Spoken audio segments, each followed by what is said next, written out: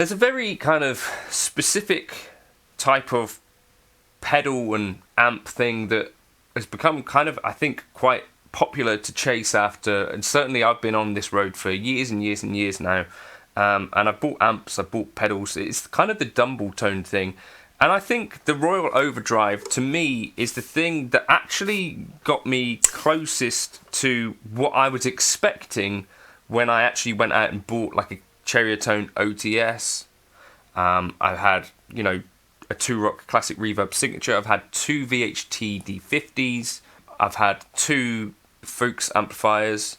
Quite a lot of these things. And I actually think that this possibly very expensive pedal might actually be a better solution in a lot of cases than the Dumble clones. If you've got a real Dumble, you're probably fine. So I just wanted to do a little bit of a video on that. This channel is supported by TrueFire. TrueFire is an online library of lessons from some of my favourite players. There's thousands of lessons on there. You can use the promo code JNC40 to get 40% off of any of their courses.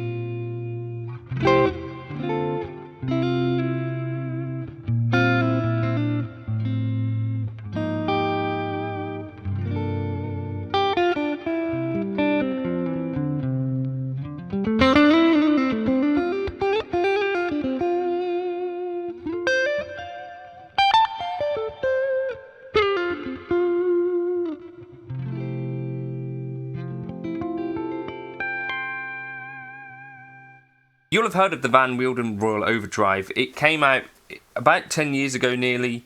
Apparently Peter was working on this for 4 years, and it has around 400 components in it. He had to discontinue it because essentially it cost too much to make it. If you feel it's like a very substantial thing, I think it's gooped inside as well, although there was a project to de-goop one of these and get the schematic out there. I don't know what the status of that actually is. It's not necessarily worlds away from the sound of something like a Tube Screamer, although it is way more tweakable. Also not worlds away from the J-Rocket the Dude, so if you're looking for something in this kind of wheelhouse, then you can certainly get some great tones out of this. But also something like the J-Rocket the Dude, I think, as a less expensive alternative, should be maybe on your menu. But I've also actually done a quad cortex, nano cortex capture of this, so leave a comment below if you want me to chuck that into the cloud. I'm actually going to do a video on that later on because I've got to bank some videos. Anyway, so that's the Royal Overdrive. The thing about the Dumble and quite a lot of multi-channel amplifiers that I've found is that you get a drive channel on one of them and you set up your clean tone, you switch over to the drive channel, and for me I often find that things are just a little bit on the spiky side or too fizzy. This at least is so tweakable. You got the master, presence, bass, middle, treble and gain. You know, it's an actual preamp and these are active controls that is actually in a lot of ways better than most drive channels, if that makes sense. Because what you find with most drive channels, like for instance on this Dirty Shirley clone that I've got, your bass, middle and treble are shared across both the clean and the drive. Then on like Dumble style amplifiers, you'll normally just have an overdrive and ratio, and then your clean and drive have to share the tone stack, unless you use the PAB bypass thing, and in which case you bypass that altogether. Definitely when I had Mesa Boogie Mark III and all of the Mesa Boogie amps, like the early Mesas,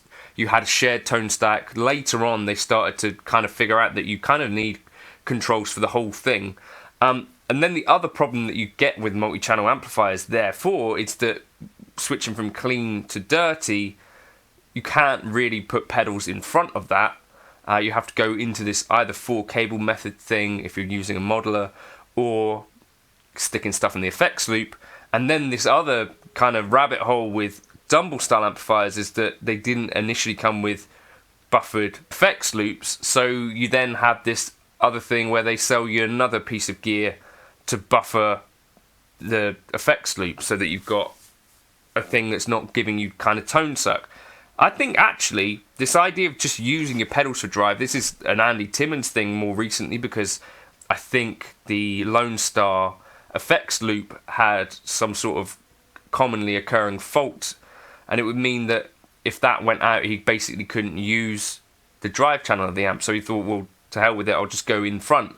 I quite like the approach, if I'm honest, because I honestly feel like, say, the deluxe reverb that I was using in the introduction here, that clean channel is as good as any that I've noticed on kind of channel switching amplifiers. And if you can find your kind of ideal drives to go in front or drive, then you're kind of onto a bit of a winner anyway, and you don't have to worry about this effects loop thing too much. You kind of just set your signal chain up and go for it. It's kind of an interesting, refreshing approach for me, as I was kind of more of a multi-channel boy initially. That was going to be the star of the show, but actually I even was more impressed with the Boss EP1W. I was boosting into the front of the deluxe reverb at the start of the video and at the end of the intro, and I thought that had such an awesome tone that I kind of wanted to just highlight that at least as well. So I'd love to know your thoughts if you're someone who's gone from like being a multi-channel amplifier guy to a pedal guy. I think there's definitely an argument in some cases, like there are things like a Fender Blackface drive channel that can't really be beaten, and I think obviously there's like the real Dumbles like Robin Ford's ODS, where you hear that kind of drive channel and you think, wow, what is that? But I think this actually does get pretty close to being, I think, like an ideal replication of that sort of Dumble sound in a drive pedal. There are other ones like the Ethos as well. I've had that one. The Dude, as I say. There's the Symbol from Mad Professor. I think some of these other ones are a little bit more traditional pedals, whereas this kind of has this, you know, elements of it like the preamp switching, which make it a little bit more flexible. I guess I should also mention like the Origin Effects Revival drive. The only thing I didn't like about that is that there's a little bit less tweakability in terms of like the mids, unless you get the more expensive model. But yeah, that one's a really cool one as well. So let me know your favourite kind of amp drive style pedals. This one for me tops the list, and obviously it's difficult to come by, but I thought it was worth talking about.